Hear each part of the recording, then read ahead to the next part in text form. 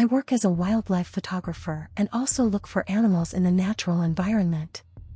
My son John and I live in a big city, and this makes my activities very difficult because there are no wild places nearby. There was not enough work, respectively, there was not enough money. In this regard, I decided to move to wild places and transfer my son to homeschooling. He really didn't want to move, but I explained that it was necessary. After a while, we found a suitable house in a small village. There were only forests around. They were inhabited by wild boars, wolves, and foxes with whom I work. The locals were very kind. We managed to get acquainted with many of them. At first, it was very difficult to get used to a new life. John was very angry. He was frightened by the noises in our wooden old house and the insects around. Because I got amazing photos in these places, it turned out to be expensive to sell them. Good money went again, and she reassured her son that when we collect a good amount, we will move to another big city. Over time, we got used to this kind of life until this happened. One night, the son yelled at the whole house as if he was being cut. I was scared of his scream when suddenly he flew into the room and jumped under my blanket. Out of fright, I ran to the door to the room and began to hold it. After asking John what happened, I was horrified to hear that outside the window he saw a woman covered in earth. Without thinking twice, I found the answer for myself. It was like sleep paralysis and bad sleep, but it still got creepy and I didn't want to check. I closed the curtains and got into bed. My son decided to lie down with me. He was still shaking. Then I hugged him and he fell asleep. It was difficult for me to fall asleep. Different thoughts were constantly coming into my head. Suddenly I heard footsteps on the street and was terrified myself. I began to reassure myself that they were animals. There can't be a ghost, then he would immediately begin to see, and not after a month of living here. What the imagination does not do. Turning off my thoughts after a short time, I managed to fall asleep. Waking up early in the morning, I saw that my son was still asleep. The first thing I wanted to do was inspect the house, but it was creepy to go out into the corridor. Because of the rain, it was dark outside and the rain was pounding on the roof. Having dared, I opened the door. Everything was in its place. First of all, I went to the light switch. Turning on the light, I calmed down. There were no signs of forced entry. I went to cook breakfast, and then my son woke up and came to my kitchen. In a pitiful voice, he asked us to leave this village, this house. Then my nerves could not stand it and I shouted that it was just a stupid dream, and we will move when we accumulate the necessary amount of money. He sighed sadly, and then we had breakfast. It was quiet for a couple of days. The son began to close the windows with curtains.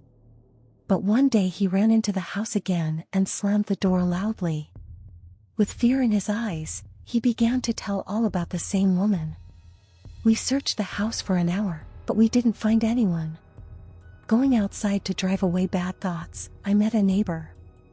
Hoping for help and support, I told him about what had happened.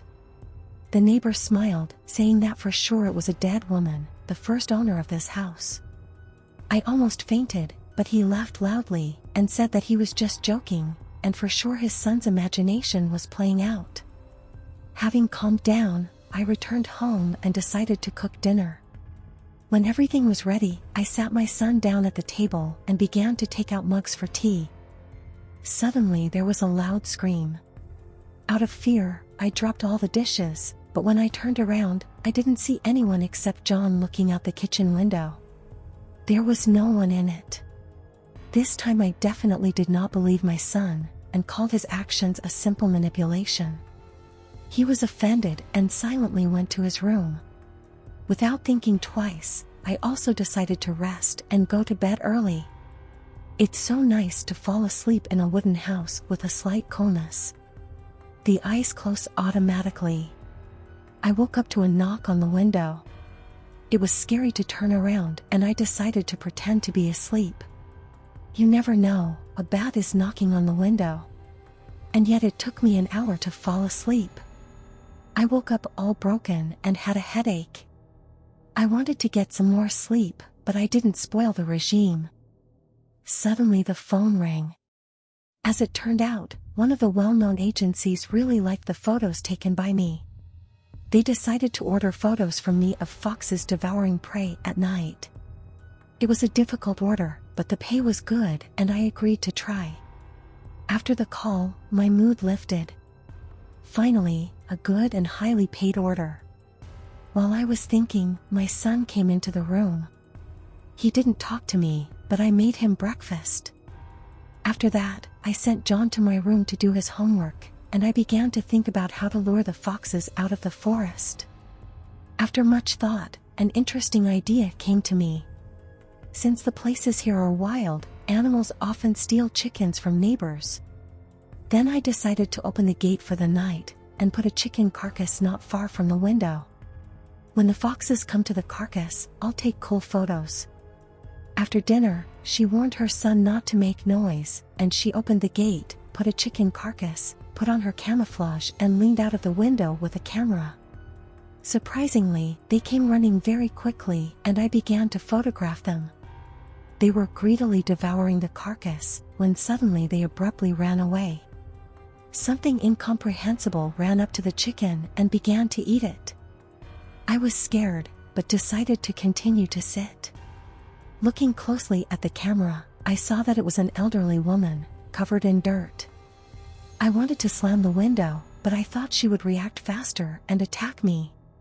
Then I began to hope that after eating this old lady would leave and not notice the open window. When she was madly devouring meat, only prayers came to my mind. After finishing the carcass, she suddenly stood up, looked straight out the window and began to smile. From fear, I even stopped breathing and closed my eyes. After a few seconds of opening them, no one was there. I immediately closed the windows and doors. I wanted to tell my son about the old woman, but I didn't dare. I just came up and apologized to him and said that we would leave here soon. We hugged and went to sleep in the same room. I was ashamed in front of him, but I need a couple more orders to raise money. Well, at least the fox managed to take a picture. When I woke up, I went to look at photos and found a photo of an old woman devouring the remains of raw chicken. I decided to go to a local grandmother, whom everyone here calls a fortune teller. I told her what was going on, and when I heard the answer, I froze. The old woman said that it was a spirit coming, and handed me several amulets, as well as an incomprehensible solution. It all sounded silly, but it's better to try something. I hung up the amulets.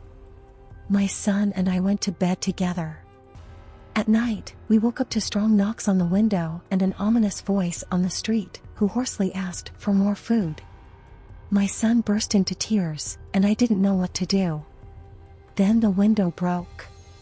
The creature began to climb quickly through the window. Without thinking, I grabbed a bottle and splashed it in the old woman's face. She growled and attacked me. With the last of my strength, I shouted to my son to run and call a neighbor. After that, I was left alone with this old woman. She dug her dirty nails into me, drooling. Then the old woman bit off a piece of my skin. I tried to throw her away, but nothing worked. She had superhuman strength. Then my son and a neighbor came running. He began to pour holy water on us and read prayers. After unsuccessful attempts to exorcise the demon, the neighbor pulled her away from me and helped tie her up. We immediately called the police and an ambulance. She was taken away. And after a while we found out that it turned out to be a crazy grandmother who ran away from home from a neighboring village and got lost in a forest.